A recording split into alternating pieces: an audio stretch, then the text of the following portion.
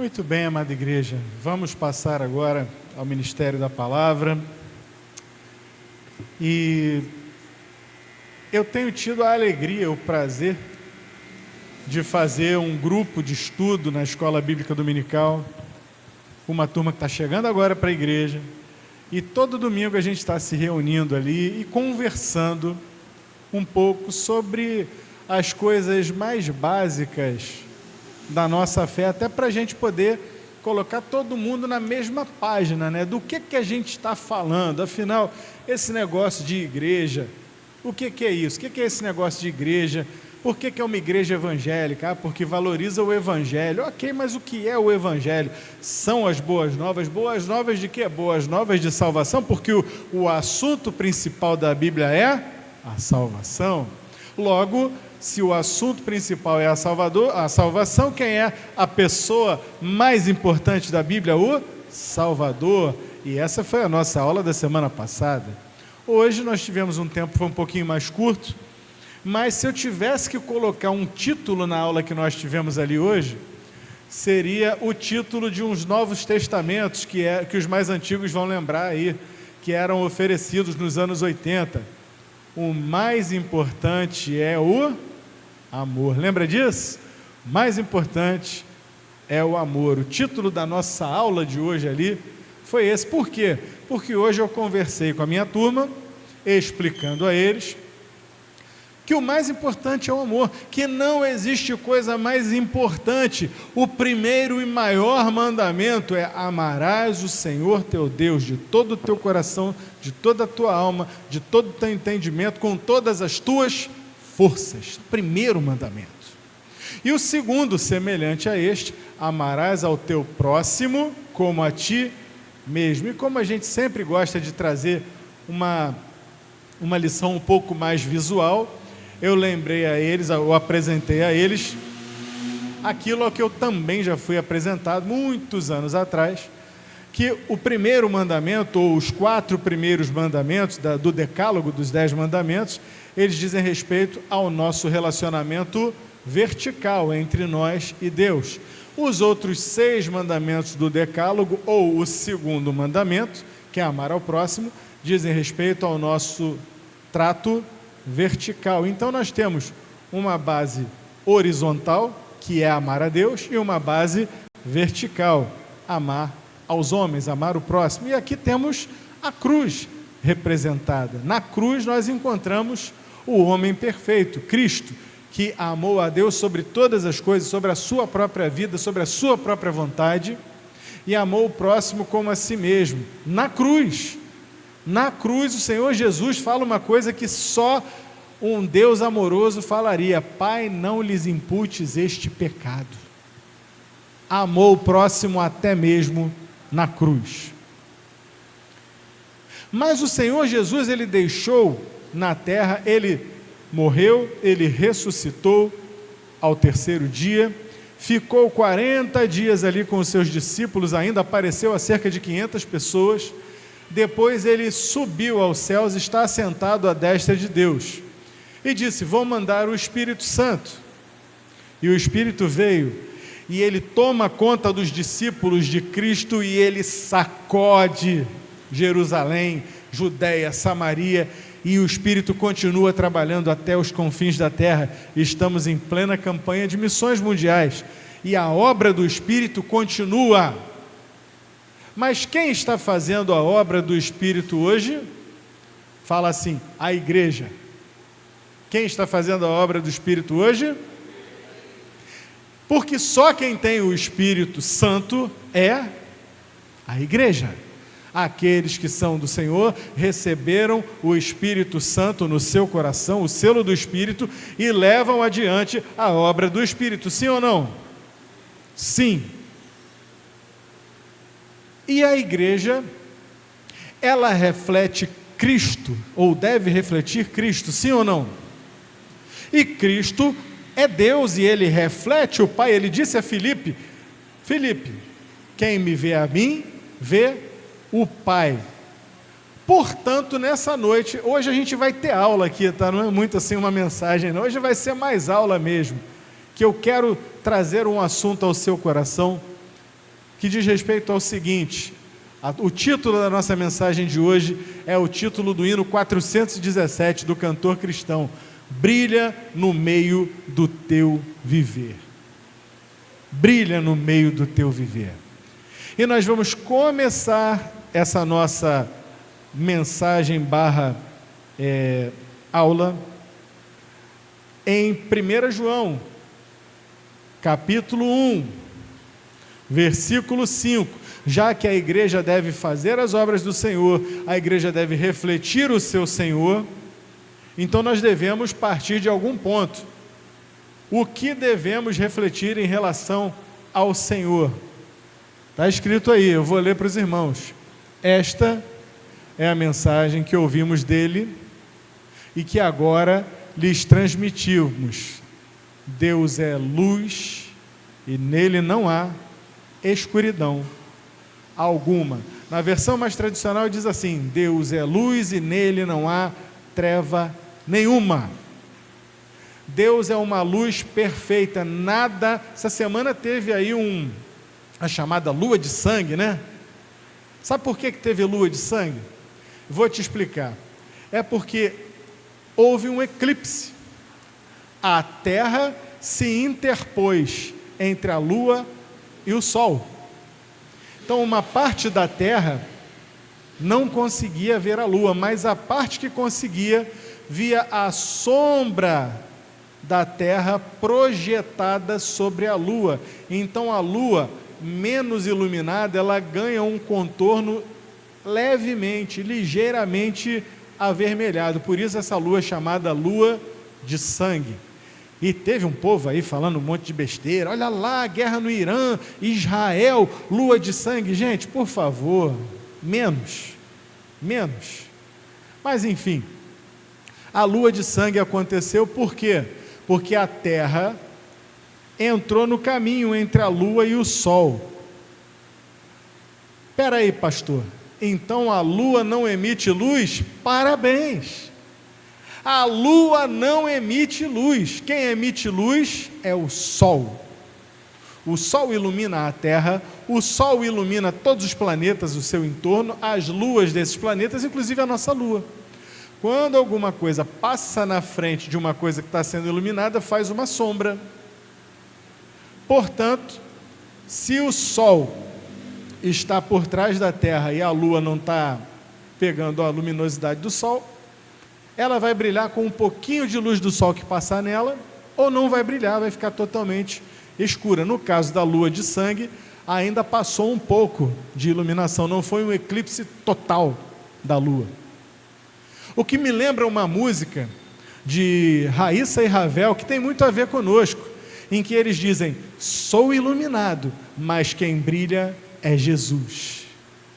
Portanto, acabamos de ler que Deus é a luz, Ele é o sol. A Bíblia, aliás, o chama assim: o sol da justiça. E não há escuridão alguma no nosso Deus. Ele é luz, Ele não é a fonte da luz, Ele é luz.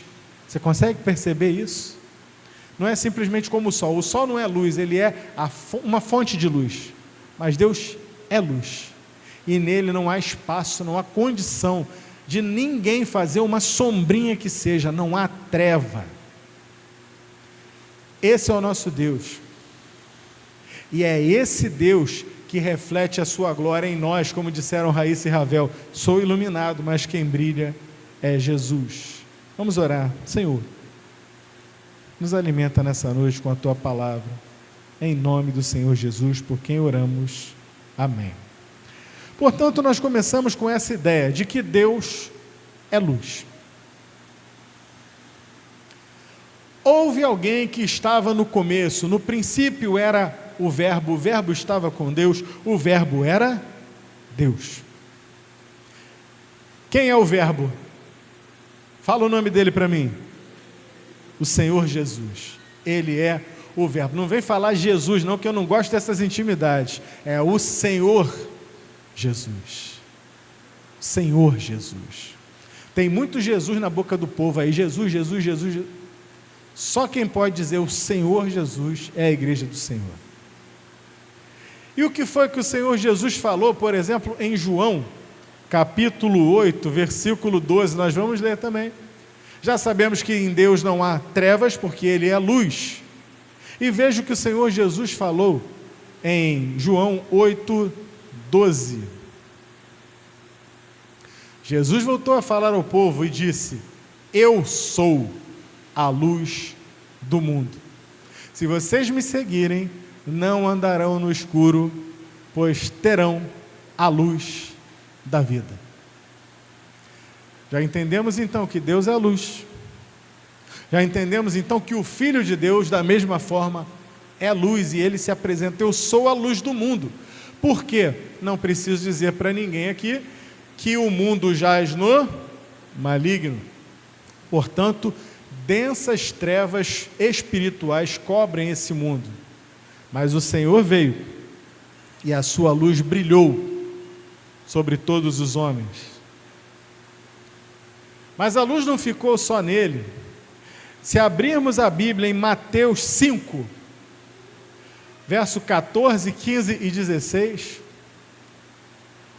olha as palavras do mesmo Senhor Jesus que acabamos de ler, dizendo: eu sou a luz do mundo. Agora que Ele está dizendo para nós: vós sois a luz do mundo, vocês são a luz do mundo. Só que muitas vezes nós somos uma luz meio tímida. Nós somos uma luz que, gente, quando a gente brilha, incomoda. Quando a gente brilha, incomoda. Incomoda quem está nas trevas. Porque quem está nas trevas, quem está fazendo coisas das trevas, quer ficar nas trevas, não quer ser incomodado com luminosidade que vai atrapalhar o que ele está fazendo nas trevas. Então tem muito crente tímido por aí que quer ser luz, mas quer ser luz dentro da igreja. Ele quer ser sal, mas ele quer ser sal dentro do saleiro, que é mais seguro. E o Senhor Jesus, Ele nos orienta com a sua palavra a sermos luz com força, com vontade, com disposição, sem temor. Brilhar com força, brilha no meio do teu viver. Olha o que Ele diz: vocês são a luz do mundo. É impossível esconder uma cidade construída no alto de um monte. Porque se a cidade está construída no alto de um monte, se é à noite, ela está iluminada, a quilômetros de distância todos vão ver. E se é dia, todos vão ver também. Olhando para o alto do monte, tem uma construção lá. Assim deve brilhar a nossa luz. A nossa luz não é para ser escondida. Não, veja bem, eu não quero brilhar muito aqui não, porque afinal eu tenho que comprar o leitinho das crianças. Se eu brilhar muito aqui, meu chefe vai me demitir. Se eu brilhar muito aqui na repartição, o pessoal está fazendo um monte de coisa errada. Deixa eu brilhar escondido aqui dentro da gaveta, bem quietinho, só na minha. E sabe o que é pior? O que é pior é que tem gente por aí que se diz pastor, que está mandando os crentes brilharem debaixo da cama, como disse o Senhor Jesus. Ele está mandando os crentes serem sal só dentro do saleiro. Sujeito dito pastor, de uma igreja dita batista, vai a público e diz: por que você tem que ficar pregando na universidade? A universidade não é lugar de ficar fazendo culto, revelando a sua fé, não. Ali é um lugar plural, é para você estar estudando outras coisas, ciência. Teu lugar de falar de Deus é aqui dentro da igreja. Não, senhor, não, senhora. A nossa fé, a nossa luz precisa brilhar. Alguém aqui ainda concorda com isso? Amém? Não dá para ficar escondendo a luz, não. O Senhor Jesus disse, também Ele continua complementando, olha lá: não faz sentido acender uma lâmpada e depois colocá-la sob um cesto. Já pensou nessa ideia? Coloca uma lâmpada aqui, aí bota um cesto, aquele cesto todo trançadinho de vime, bota por cima. Vai ficar um negócio esquisito. Ela vai continuar brilhando ali, mas não vai iluminar todo o quarto. Pelo contrário, ela é colocada num pedestal de onde ilumina todos que estão na sala. A luz é para isso. A luz é posta. Ele está dizendo para a gente: estou colocando vocês para iluminar, não é para ficar se escondendo. É difícil compreender isso? Mais um versículo, 15. Da mesma forma, suas boas obras devem brilhar, para que todos as vejam e louvem seu Pai que está nos céus. Meus irmãos, brilha no meio do teu viver. Não fique acanhado, acanhada. Ah, mas só eu que sou crente, só eu que sou diferentão na família, só eu que sou diferentão no trabalho, só eu que sou sempre do contra na turma da faculdade. Alguns anos atrás, aqui nesta igreja, uma jovenzinha entrou para a faculdade. E ao entrar para a faculdade, ela resolveu, se eu bem me lembro, adiantar um período, porque ela tinha entrado acho que para o segundo semestre, depois na reclassificação ela veio para o primeiro semestre. Só tinha um problema, se eu bem me lembro, a turma dela, se ela viesse para o primeiro semestre, seria à noite.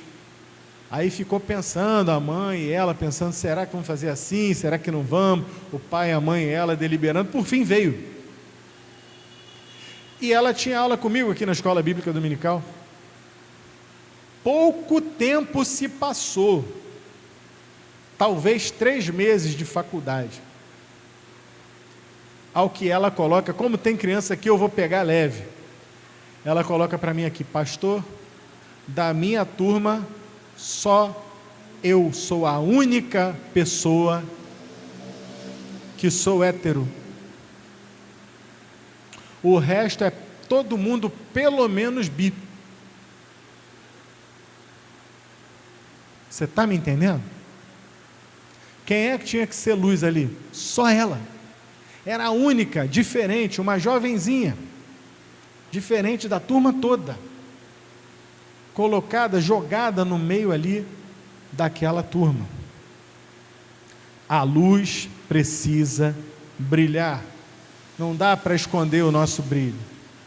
O Senhor Jesus disse que as nossas boas obras devem brilhar para que todos as vejam e louvem ao vosso Pai, né? Ao seu Pai que está no céu.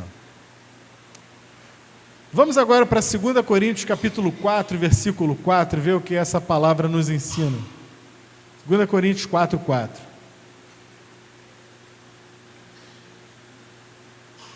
Falando sobre luz, a gente vai chegar também na cegueira. Porque o que é um cego, senão alguém que não consegue enxergar a luz? Não é isso? A cegueira é algum defeito ou nos olhos ou na parte do cérebro referente à visão, que impede que o sinal de luz passe pelos olhos e seja trabalhado pelo córtex cerebral. Então a pessoa ou tem problema de visão devido aos olhos ou a uma parte do cérebro. E assim diz: o Deus desse mundo, quem é o Deus desse mundo que jaz no maligno? Satanás, o maligno. O Deus desse mundo cegou a mente dos que não creem, para que não consigam ver a luz das boas novas. Pegou a senha? Quem é? Vamos ver se vocês entenderam mesmo. Aquele teu colega de trabalho endemoniado, que vê o bem, que olha e deseja o mal. Aquele teu parente, que por mais que você fale para ele de boas coisas, coisas boas, justas e honestas, mas ele insiste em cometer o erro. Essa pessoa está debaixo da influência de quem? De Satanás. O Deus do presente, deste mundo, do presente século, na versão tradicional, o Deus deste mundo cegou a mente dos que não creem para que não consigam ver a luz das boas novas. Sabe, essa versão NVT, ela traduz boas novas, mas a palavra aqui é para que não consigam ver a luz do Evangelho. Por isso, meus irmãos, nós precisamos ser luz. Nós precisamos brilhar com intensidade perto dos incrédulos. Mas não é só isso, nós precisamos orar por eles. Porque há uma opressão espiritual.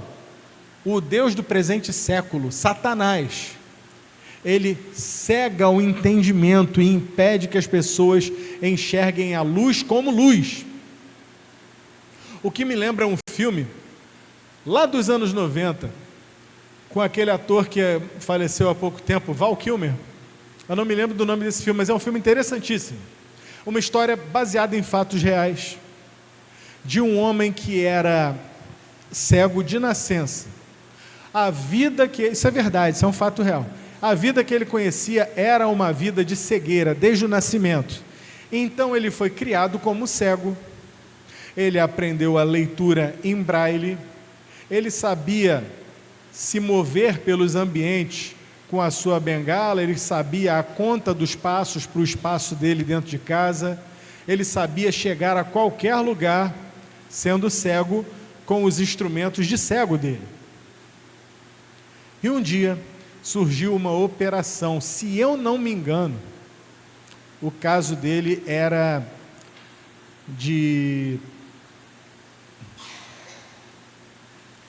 daquele negócio que dá dentro do olho que meu pai operou. Catarata. Se eu não me engano, o caso dele era de catarata. Não me lembro muito bem. O que eu sei é que fizeram a tal operação e o cego, que viveu a vida toda como cego, começou a enxergar. E depois que ele começou a enxergar, ele começou a ter dificuldades em enxergar. Como? Ele enxergava plenamente, mas ele não sabia ver. Você aprendeu a ver. Você sabia que você e eu aprendemos a ver? Você está com esse bebezinho no colo, quantos meses ele tem? 4 meses. Depois você pega no Google e pesquisa assim, como funciona a variação, o aprendizado da visão. O bebezinho, ele enxerga assim, a princípio, de pertinho, tipo 30 centímetros. Passou de 30 centímetros, está tudo borrado. Conforme vai passando o tempo, ele vai enxergando um pouco mais, e um pouco mais, e um pouco mais. E o cérebrozinho dele vai começando a interpretar o que ele está vendo. Porque não basta olhar, você tem que saber interpretar o que você está vendo. E isso é aprendizado. A gente aprende isso bebê. A gente aprende a focar a visão quando a gente é bebê. Você está com o nenenzinho novinho, você sabe disso, que tem hora que teu bebê está com um olho para cá e outro para cá. Não faz isso? Todo bebê faz isso. Por quê? Porque o cérebro ainda não está processando o jeito de enxergar. Depois que ele amadurecer mais um pouquinho, os olhinhos dele vão ficar certinho. Para onde um olhar, o outro vai olhar. Mas, por enquanto, ainda dá uma variação. Às vezes, vira para lá, para cá, ou os dois assim, um para cima ou para baixo, mas ele vai chegar lá. E nesse filme, que conta essa história real, foi exatamente assim. O homem não conseguia discernir o que ele estava enxergando. E foram ensinando, e ensinando, e ensinando. E ele começou a falar com o médico, e ele dizia para o médico, olha, eu estou enxergando, mas a minha vida mudou completamente. A minha vida ficou mais difícil depois que eu enxerguei. E aí o médico pega uma revista, quem ainda lembra o que era uma revista, né? E o médico tinha uma revista que tinha uma propaganda, na última página da revista, uma propaganda que tinha uma maçã, uma foto de uma maçã vermelhinha. Ele bota aquela revista assim na frente do cara que foi cego e diz para ele assim, pega essa maçã. Aí ele bota a mão. Quando ele bota a mão, ele está crente que ele ia pegar uma maçã. Ele estava vendo, os olhos dele mostravam para ele uma maçã, mas quando ele bota a mão era só uma folha de papel. E ele mas está vendo? É por isso que eu não estou gostando dessa experiência de enxergar, porque quando eu tocava alguma coisa eu sabia, isso é quente, isso é frio, isso é curvado ou é reto, é grande, é pequeno. E o médico disse, pois é, você está precisando aprender a enxergar. Há toda uma coisa de nuances que a gente hoje faz normal. Por quê? Porque a gente aprendeu quando era bebê, quando a gente aprendeu quando era criança. A gente aprende perspectiva. Aquela brincadeira que toda criança já fez. Está o avião lá do outro lado, você olha assim, olha, o avião é desse tamaninho. Isso é perspectiva. Isso a gente aprendeu a brincar que o avião é desse tamaninho quando ele está lá no caixa-prego, mas quando a gente chega perto, o avião é enorme, a gente cabe dentro do avião. Isso é visão, isso é preciso aprender a ver, é preciso aprender a enxergar. E é por isso que a gente tem que abraçar o não crente quando ele chega para Jesus, porque ele precisa aprender a enxergar. Não basta simplesmente apresentar a luz, né, pastor Marco? Não adianta, posso chegar um cego aqui hoje, sentar, eu pegar uma tocha de luz e botar em cima dele, ele não vai enxergar, porque ele é cego. Mas também, se ele começar a enxergar, não adianta eu querer botar toda a luz em cima dele, que ele vai ficar atônito. É preciso que a gente aprenda a fazer os outros enxergar. Satanás faz a parte dele, que é cegar as pessoas. Cabe a nós sermos luz e iluminarmos, ensinar que eles consigam ver a luz como boas novas, como o Evangelho de Deus. O que mais que Satanás faz? Ele cega as... Não, continua lá, Vânia, por favor. Ele cega as pessoas para que não vejam a luz do Evangelho, para que não entendam essa mensagem a respeito da glória de Cristo, que é a imagem de Deus. Cristo, que é a imagem de Deus.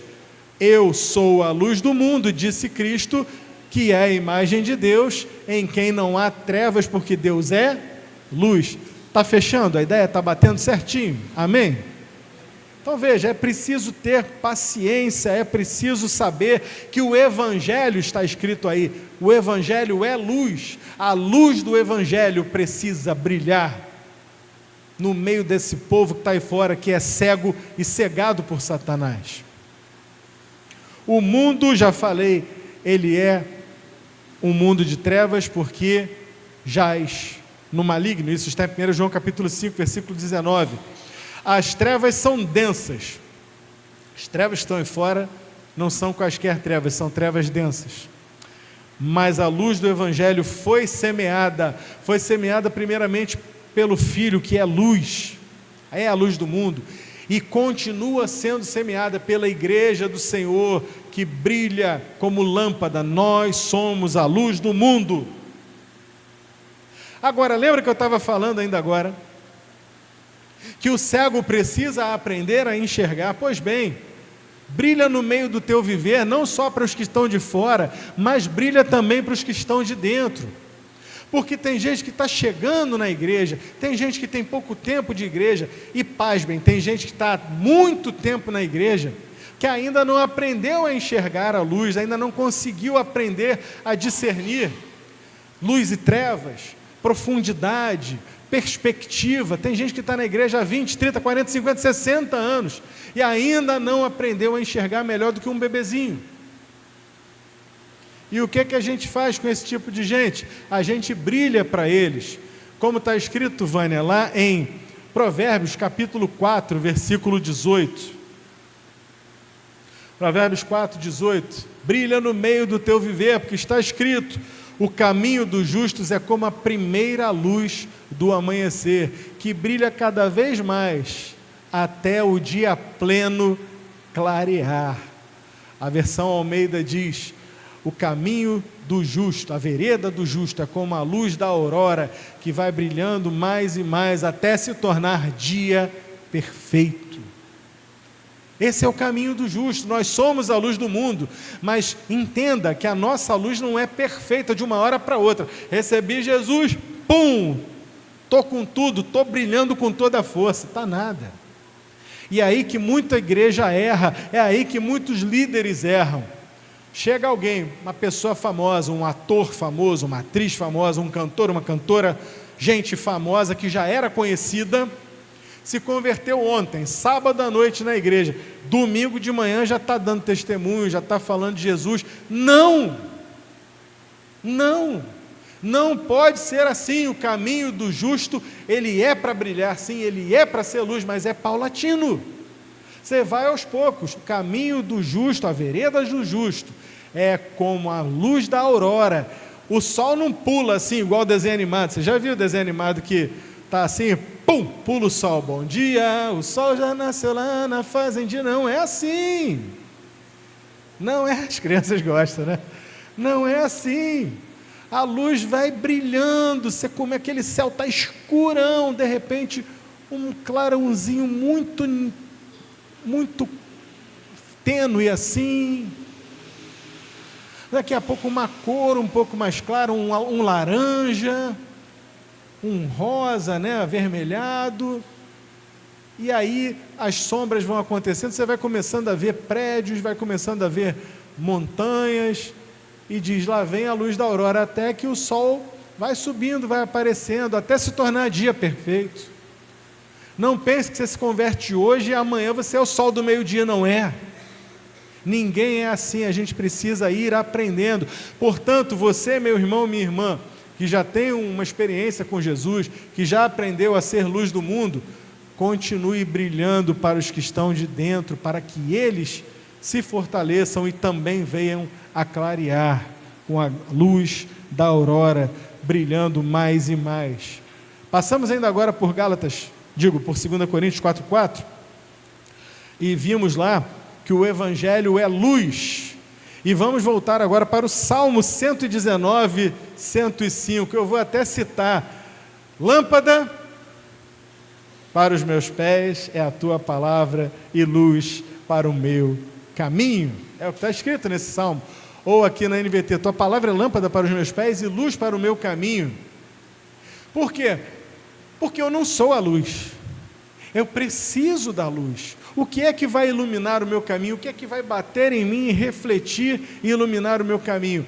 A lâmpada do Senhor, a lâmpada que é a palavra do Senhor. Ela vai bater em mim, ela vai ser lâmpada para onde eu piso, e luz para o meu caminho, para que eu não tropece em pedra nenhuma, para que eu não caia em abismos perigosos. A palavra do Senhor é luz, seja lâmpada, brilha no meio do teu viver. Como, pastor? Pela palavra. Aprenda pela palavra o que é luz, a discernir luz e trevas. Se afasta das trevas e corre para a luz. Amém? Meu sogro falecido, que Deus o tenha em bom lugar, era doido. Certas coisas que ele fazia, ele era doido, me deixava nervoso. Uma que ele me deixava nervoso, descendo estrada de noite, de brincadeira, ele desligava o farol. Meu irmão, aquilo me dava uma gastura. Falei, meu irmão, liga esse troço. Não, dá para ir. E a estrada fazendo curva. É ou não é? Coisa de maluco. Não, luz para o meu caminho, lâmpada para os meus pés. Eu clamando ali, Senhor, lâmpada para os meus pés. É esse desespero que tem que bater em você se você não lê a Bíblia. Não dá para descer uma estrada escura, e esse mundo é a própria estrada escura à noite. Não dá para descer a Rio Petrópolis de noite com o farol apagado. Não dá. Ele fazia. Mas eu não faço não, essa coisa de louco. Não faça na tua vida uma loucura dessas. Acende o farol. Não estou citando o Tim Maia aqui não. Mas enfim, acende o farol, a lâmpada que é a palavra de Deus. A luz, uma luz, por mais fraquinha que seja, ela ilumina, ela aponta um caminho nas trevas. Eu descobri um negócio esses dias, que lá na Arábia Saudita, vocês sabem que a Arábia Saudita tem o maior deserto do mundo, fica por lá, né? Que é o Saara.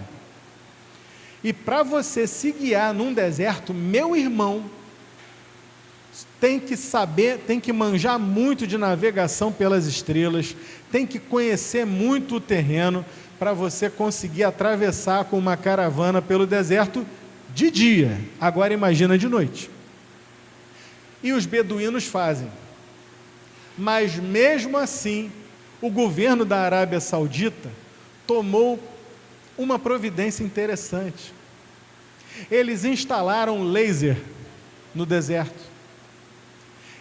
Sabe aquela canetinha laser que a gente bota assim para o gato ficar pegando? Né? Então, aquela canetinha laser, se você já brincou com uma canetinha daquelas num dia nublado assim, você consegue iluminar. Se a nuvem estiver abaixo, você ilumina até a nuvem com aquilo, que o laser vai longe. O laser, ele é um negócio que atravessa a distância. E diz, inclusive no estádio de futebol, quem já viu aí essas transmissões de estádio de futebol, aquela época, houve uma época infeliz que tinha alguém na arquibancada com aquele laser verde cegando o goleiro adversário. E quantos jogos foram paralisados por causa disso? Porque o laser, ele emite uma luz muito forte. Mas o laser, ele não precisa ter uma amplidão, assim, ser um facho aberto. Ele é contido, ele é fininho.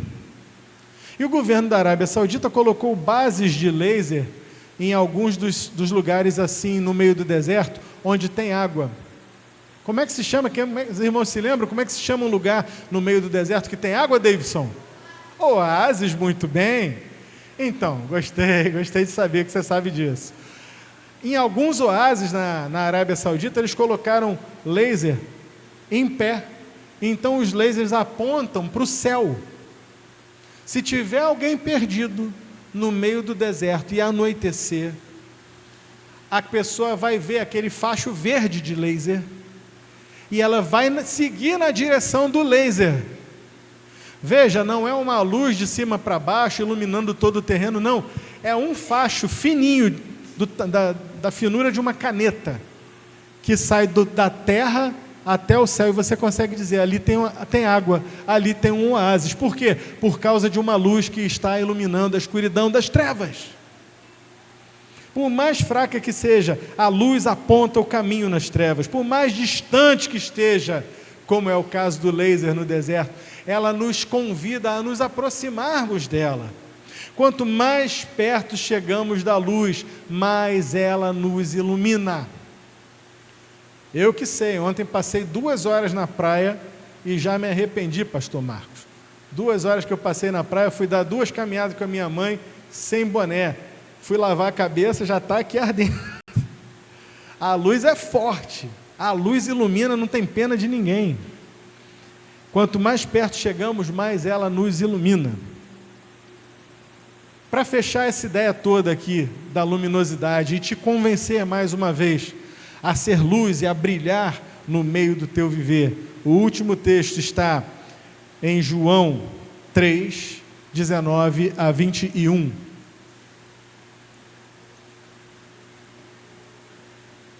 Senhor Jesus falando aqui, tá? Falei aqui algumas ideias nessa noite. Falei que a luz incomoda, falei ou não falei? Falei, a luz incomoda. Falei que a luz brilha, que a luz não chega aos olhos dos perdidos, porque o Deus do presente século, Satanás, cega o entendimento deles. Agora, olha o que acontece. O que o Filho de Deus, que é a própria luz, está falando.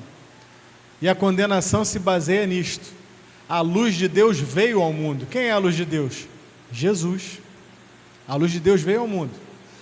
Mas os homens ou as pessoas amaram mais as trevas, amaram mais a escuridão do que a luz. Por que as pessoas amariam mais as trevas do que a luz? Porque os seus atos eram maus. Quem pratica o mal odeia a luz. Pastor, não aguento mais aquela perseguição lá no meu trabalho, aqueles meus colegas de faculdade, aquele meu parente endemoniado. Está te perseguindo? Tá. Não tem parte com o Senhor? Não, claro que não. Quem pratica o mal odeia a luz e não se aproxima dela. Ele não quer se aproximar da luz e você é a luz e você está irritando.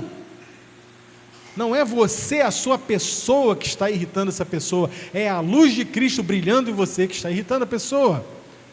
Por que elas não querem se aproximar da luz? Pois teme que seus pecados sejam expostos. Eu morava numa casa, meu pai, minha mãe, minha irmã, a gente morava numa casa, e todo mundo que mora em casa, sabe que em casa entra lacraia, entra barata, todo tipo de inseto, entra rato também, não é isso? Quem mora em casa aqui? Não tem para onde escapar, porque tu está ali na altura do chão. Apartamento é um pouco mais tranquilo, mas em casa. E naquela casa em que nós morávamos, barata era todo dia. Todo dia. Por mais que meu pai jogasse criolina nos ralos, por mais que meu pai desse um tratamento, aí às vezes matava as baratas assim, acho que era neocídio, né, que botava, e aí voltava, dias depois já tinha barata de novo. Aliás, naquela casa eu vivi um filme de terror. Um dia que eu estava na pia da cozinha, e aí veio um baratão dessa idade aqui, subiu pela pia da cozinha. E eu pensando, o que eu vou fazer com essa barata? Nisso que eu estava pensando, o que eu vou fazer? Estava sem chinelo nem nada, sobe a segunda, igualmente grande. Quando eu vejo a segunda, eu falei, não é possível, veio a terceira. Parecia a Jó recebendo as más notícias. Quando apareceu a quarta barata, eu falei, agora eu tenho que dar um jeito. Peguei o limpol, joguei, elas ralam abaixo e vai embora. Taca ali água quente, água fervendo, foram embora. Mas eu quero falar de luz aqui. Até a barata se assusta com a luz. A barata é um ser que se esgueira no escuro, se esgueira nos ralos, se esgueira no esgoto. Ela anda nas trevas numa boa, porque aquelas anteninhas dela vão sentindo onde ela está, o alimento. E quantas vezes eu me peguei na madrugada dando susto em barata lá em casa, porque eu, até hoje, pergunta para a Letícia, a Letícia foi criada em apartamento, então a Letícia anda descalça em casa, eu ando de chinelo, porque se aparecer, é na hora. Outro dia apareceu, e foi na hora. Entendeu? Pega a visão, irmão. Anda de chinelo, não anda descalço em casa, não. Até hoje eu ando de chinelo em casa. Apareceu um outro dia lá, eu, puf, daqui, mas e eu vou à distância. É teleguiado, paf, na hora. Então tá lá a barata. Tô lá, vou no banheiro de noite. Letícia falava para mim, criada em apartamento, por que você acende o banheiro, a luz do banheiro de noite? Você não sabe para onde está indo? Eu falei, eu sei. O que eu não sei é quem está me esperando. Pega essa visão aí. E várias vezes nessa casa, o banheiro era todo branco assim, grandão, acendia a luz, a barata chegava a dar um pulo de susto. Alguém já viu barata dar pulo, assustada assim quando você acende a luz? Assusta ou não assusta? A bicha dá um pulo, ela está com mais medo de você do que você dela. É isso aí que a Bíblia está explicando. Quem pratica o mal odeia a luz e não se aproxima dela, pois teme que seus pecados sejam expostos. É a própria visão da barata tomando susto, e fui iluminado, fui descoberto. O pecador, quanto mais aquele que gosta de praticar o mal, é a mesma coisa, meu irmão, minha irmã. Tem mais um versículo aí, nós vamos até o 21, esse é o 20? 21? Então é isso que a Bíblia nos ensina sobre a luz e sobre as trevas. Nós somos luz e nós temos que brilhar. Nós vamos incomodar. Tem gente que quer continuar nas trevas e não quer ser iluminado. Por isso se volta contra nós. Não tema, meu irmão, não tema, minha irmã. Seja a luz, brilha no meio do teu viver. Eu vou convidar o pessoal do louvor aqui à frente, e para a gente ficar feliz, a gente vai cantar esse hino, porque jamais que a gente ia ter essa aula sobre brilha no meio do teu viver. Oi?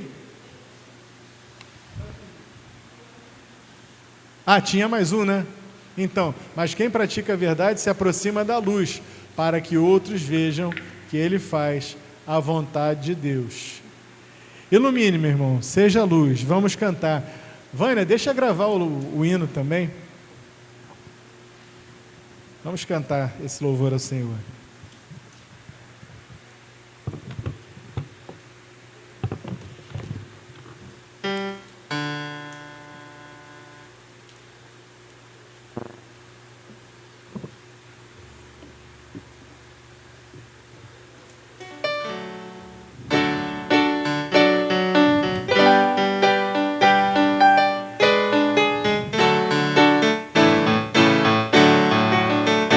Não somente